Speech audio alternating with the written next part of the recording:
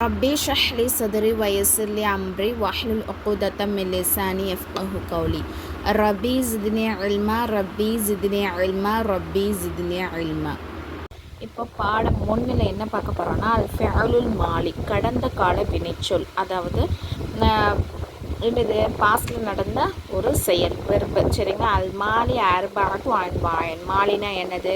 கடந்த காலம். அர்பாத்துனா 4 அன்வாய், 4 வகை இருக்குது. சரிங்களா? அதில் ஃபஸ்ட்டு என்னென்னா அல் மாலில் மஅரூஃபு முஸ்பத், கடந்த காலத்தில் நடந்த செயல்வினை. சரிங்களா? பாஸ்டில் நடந்த ஒரு செயல். சரிங்களா? அது என்ன சொல்கிறாங்கன்னா பாசிட்டிவ் ஆக்டிவ் வாய்ஸ். சரிங்களா? ஃபார் எக்ஸாம்பிளுக்கு அவன் எழுதுனா அப்படின்னு சொல்கிறது. ஓகேங்களா? அடுத்தது அல் மாலில் மஅரூஃபுல் மன்ஃபி, கடந்த காலத்தில் நடக்காத ஒரு செயல்வினை, அதாவது நெகட்டிவ் ஆக்டிவ் வாய்ஸ். சரிங்களா? ஃபார் எக்ஸாம்பிளுக்கு ஹீ டிட் நாட் ரைட், அவன் எழுதலை. சரிங்களா? அந்த மாதிரி. தேர்ட் என்ன? அல் மாலில் மஜ்ஹூலுல் முஸ்பத், அது கடந்த காலத்தில் நடந்த செயல்பாட்டு வினை. செயல்பாட்டு வினை அப்படின்னு சொன்னால் என்ன சொல்கிறது, ஒரு ஆப்ஜெக்ட்டுக்கு முக்கியத்துவம் கொடுக்கப்படும். சரிங்களா? இம்பார்ட்டன்ட் கொடுக்கப்படும். அதாவது எப்படின்னா பாசிட்டிவ் பாசிவ் வாய்ஸ். ஓகேங்களா? ஃபார் எக்ஸாம்பிளுக்கு இட் வாஸ் ரிட்டன், அது எழுதப்பட்டது. சரிங்களா? அடுத்தது அல் மாலில் மஜ்ஹூலுல் மன்ஃபி, கடந்த காலத்தில் நடக்காத செயல்பாட்டு வினை. சரிங்களா? அதாவது பாஸ்டில் நடக்காத ஒரு செயல்பாட்டு வினை, நெகட்டிவ் பாசிவ் வாய்ஸ். ஓகேங்களா?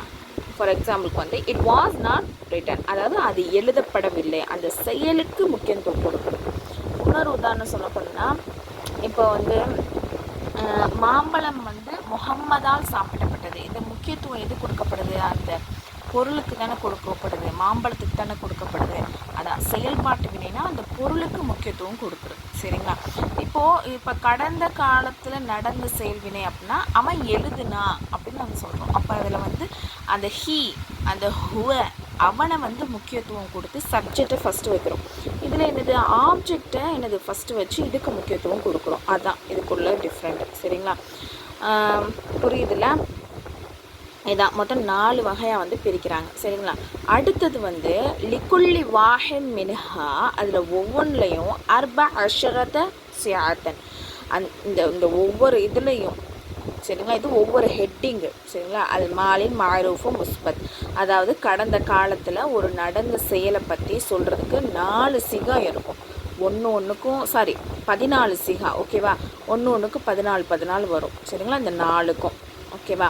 அதான் சொல்கிறாங்க, இந்த ஒன்றுக்கு என்னது 14 சிகாக்கள் உள்ளது. அதில் எப்படி வரும் அப்படின்னு சொன்னால் ஃபஸ்ட்டு சலாசுன், ஃபஸ்ட்டு என்னது 3. இது முதக்கரில் ஆய்ப், அதாவது மறைமுகமாக இருக்கக்கூடிய ஆணை பற்றி குறிக்கக்கூடியதாக இருக்கும். நம்ம முன்னாடி பாடத்தில் பார்த்துருக்கோம், உங்களுக்கு தெரிஞ்சிருக்கும். இந்த பார்த்தோமா என்னது லொமாயிர் ஹுவ ஹுமாஹும், இந்த ஃபஸ்ட்டு என்னது மறைமுகமாக இருக்கக்கூடிய ஆணை குறிக்கிறது, இது மறைமுகமாக இருக்கக்கூடிய பெண்ணை குறிக்கிறது. இந்த 3 அதை பற்றி தான் அங்கேயும் சொல்கிறாங்க. சரிங்களா? அதன் அடிப்படையில் தான் இதுவும் வரும். ஃபஸ்ட்டு 3 என்னது மறைமுகமாக இருக்கக்கூடிய ஆணை பற்றி சொல்லக்கூடிய 3 சொற்கள். செகண்ட் லிமோ அன்னசில் ஆயிப், மறைமுகமாக இருக்கக்கூடிய பெண்ணுக்குரிய 3 சொற்கள். அடுத்தது என்ன? சலாசுன் முதக்கரில் ஹாலின், அதாவது நம்ம முன்னிலை இருக்கக்கூடிய ஆண்களை பற்றி சொல்லக்கூடிய சொற்கள் 3 சொற்கள். அசலாசுல் அன்னசில் ஹாலிர், அதே மாதிரி தான் முன்னிலையில் இருக்கக்கூடிய பெண்ணை குறிக்கக்கூடிய 3 சொற்கள். அடுத்து இஸ்னானு 2, முத்தக்கல்லீம், அதாவது தன்னிலைக்கும் 2 சொற்கள். அதாவது அன நஹ்னு படித்தோமா, அதான் தன்னிலைக்கு. ஓகேவா? இதை நீங்கள் அப்படியே மெமரி பண்ணிக்க வேண்டியதான், எழுதிட்டு மெமரி பண்ணிக்கோங்க. இன்னுமே நீங்கள் உள்ளாக்க போக போக இன்ஷால்லா உங்களுக்கு புரிஞ்சிடும். சரிங்களா? அது என்ன மெத்தடுன்னு உங்களுக்கு புரிய வந்துடும். முபல்லிஹா கோர்ஸில் ஜாயின் பண்ண விருப்பம் உள்ளவங்க கீழே கொடுத்துருக்குற வாட்ஸ்அப் நம்பருக்கு மெசேஜ் பண்ணி நீங்கள் ஜாயின் பண்ணிக்கலாம். அஸ்ஸலாமு அலைக்கும் வரஹ்மத்துல்லாஹி வபரகாத்துஹு.